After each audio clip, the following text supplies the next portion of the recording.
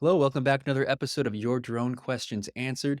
I'm John Dicko with the Drone Launch Academy, here to find the answers to your drone questions, the ones that you submit. And today's question is a very specific one. So actually, I'm going to read out the entire question. It's a little long, but I think there's a lot of context there that's important. So bear with me here. A client often builds near railway lines and must monitor them to ensure no movement of the tracks as a result of excavation or other construction activity. They are currently using Trimble Total Station devices, stationary and robotic, and we're looking into whether appropriately fitted drones could be used for this purpose.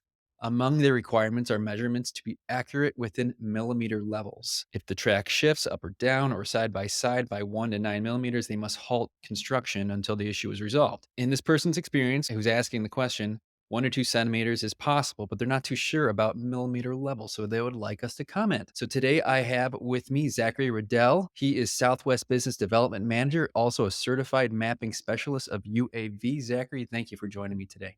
Hey, thanks for having me. I appreciate you coming on for this one. This is a very specific one, so we brought on somebody with a specific experience. I'm going to give you a chance here. Just talk about your experience, introduce yourself, talk about what you do, especially as it relates to this question. Okay, it's a very good question. Things keep getting more and more precise in our world, and for this specific one for the railroad tracks, I mean, I understand if they move or they change, it's obviously a very important thing. And there's a lot of other things that in our environment that would be kind of needing this type of accuracy. So I work for Cooper Aerial. I've worked there for almost 14 years. I'm a certified mapping scientist of UAVs. I do business development in the Southwest in Arizona, New Mexico, and Southern California. Cooper Aerial is a national firm, and we've been in business since 1966. We are celebrating our 57th year this year.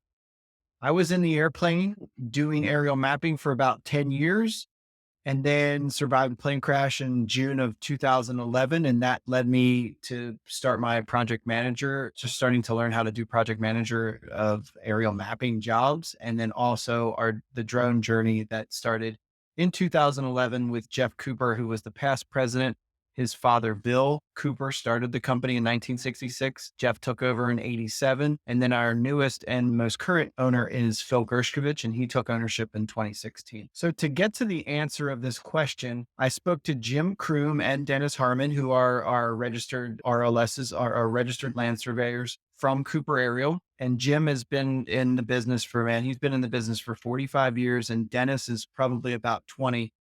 And their answer to this question is, drones cannot get to millimeter accuracy, 1 to 9 millimeters. Unfortunately, as of right now, the technology we have, the most specific reason would be not enough or not robust enough IMU, ABGPS, airborne GPS, and then just the sensors that we currently have on board with most, cost effective payloads under $100,000. And just GPS itself, as stated in the question, 1 to 2 centimeters is the correct accuracy. And getting into that 1 to 9 millimeters, I'm not really sure how they would actually get to achieve that other than putting sensors on the track themselves. I mean, like very calibrated sensors to knowing where they are. And then if anything moves 1 millimeter to 1 centimeter, I think that you could probably get that, or constant monitoring of the tracks all the time. And being within that 1 to 2 centimeter tolerance with GPS, it's pretty amazing to even have that kind of level of accuracy realistically. Yeah, well, absolutely. And so, kind of just recapping what you said, it seems like, at least when it comes to a drone, this wouldn't be possible to Yeah, get that yeah, millimeter you're accuracy. flying, you're in motion, you're up either if you're flying at 50 foot, 100 foot, 200 foot, or 400 feet, which would be the max that you can fly under the FAA. I don't see that possible, and the resolution is not high enough, and the airborne GPS and the IMU on the drone itself are not powerful enough to get to just photograph or even LiDAR at low range to get that type of accuracy that what's necessary. It would be great, and probably in the future that will be possible, I would think. But as of right now, a rod with the GPS on the railroad track can only produce 2 centimeters. So drone or air with a plane or a helicopter, you're looking probably on average about 3 to 5 centimeters vertical and 5 to 10 centimeters horizontal on average. And then if you wanted to make that information a little bit higher accuracy, you would run level loops on your control data, and that would bring those centimeters down a little bit, but not to the degree that this person is looking for. Yeah, absolutely. It's very specific in terms of millimeter accuracy, and I Yeah. can understand what you're saying here when it comes to drones. That you have these other variables, which kind of would such as like you said, stabilization itself and being able to get the right distance. All of that just we're just not there yet. But what you mentioned though, you mentioned sensors very close, and I don't know if I'm repeating you exactly correctly here, but using sensors, but a lot of them. Were you saying or? You could use camera, you could use LiDAR, I mean, I think those would be the two best measurers. I mean, for sure, the LiDAR or the camera. So you'd want to have a very high robust sensor, the chip for the imagery sensor, and then a really great lens. So the better lens, the better sensor, the better gimbal, and then the better AV GPS, airborne GPS, or IMU is going to get you down further. But you're still in motion. So those things, there's too much movement and those things are not robust enough, even at the low level. Maybe if you had large format equipment at 100 feet, you might be getting close, but it's not possible. There's no drone that's small enough to do that right at the moment. So Okay. Very much appreciate it. I actually really appreciate that answer. And with getting a question this specific on our podcast, usually we're used to answering a lot more broad questions. And so it's great that we can get somebody like you onto the podcast and answer a question so specifically that an audience member has asked. yeah, And so thank you for reaching out, and thanks for reaching out to Jim. I think via LinkedIn, which was amazing. And if anybody's checking, Jim has written a lot of books about land surveying specifically, and he's written a lot of books on the processes of flying drones and how to post process data. So his name's Jim Kroom, and he's on LinkedIn. If you haven't checked him out, check him out. He's a great resource for a lot of people on the internet right now.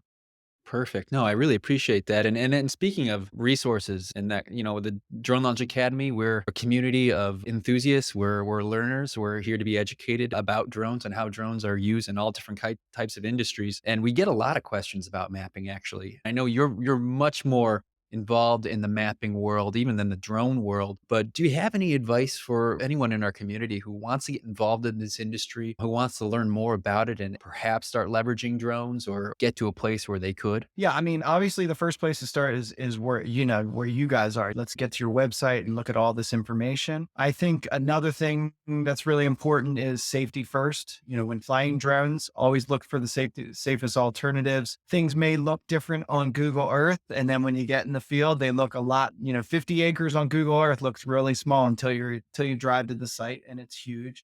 Always plan everything that you can in the office and have it ready for when you get into the field. What is the purpose of the mission? Like finding out these smaller details or bigger details that can make your products come out a lot cleaner and a lot better for what you're offering. And follow your checklists. I mean, you can't say it enough. If you follow your checklist every single time, not get complacent, you're going to be an ace pilot and you're going to do a great job every time. So following safety checklists, what's the purpose?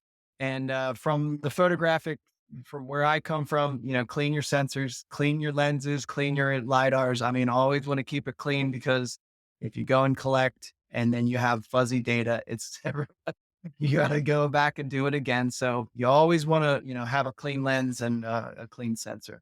Those are the things that I would say are important. And all of our mapping is guided by ASPRS, which is the American Society for Photogrammetry and Remote Sensing. And that's where all the vertical and horizontal tolerances for all the maps that we create that everybody, works with us in the professional community of engineering, architecture, and construction.